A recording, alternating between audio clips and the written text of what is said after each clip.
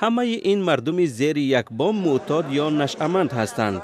اینجا هم زندان مرکزی قندهار است. بعضی ها اختیاری آمدند، تعداد دیگر را به زور آوردند.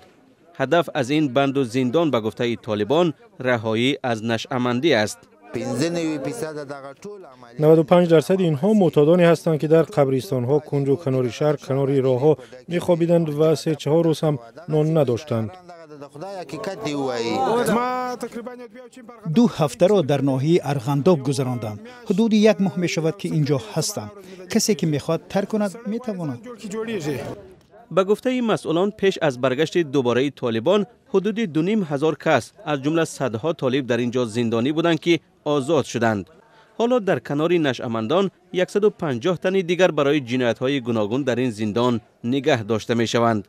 هرچند این گونه شیوه معالجه معتادان را تنقید کردند، اما مسئولان طالبان میگویند که کارشان درست است. برای معتادان استادانی را تعیین کردیم که با آنها گپ میزنند، آگاه میکنند. طبیبان هر روز آنها را میبینند. اگر ضرور شد شفاخانه میبرند. به شفاخانه نشأمندان هم میفرستیم.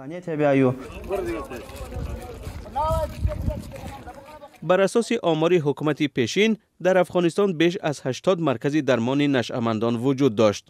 شماری از آنها غیر حکومتی بود که اکنون مشکلات فراوانی دارند. بر اساس یک تحقیقی که 6 سال پیش یک سازمان دولتی امریکا در افغانستان انجام داده است، بیشتر از 3.9 میلیون شهروند کشور معتاد مواد مخدر هستند. آماری که طالبان هم روز 1 ینور در یک نشست خبری تکرار کردند.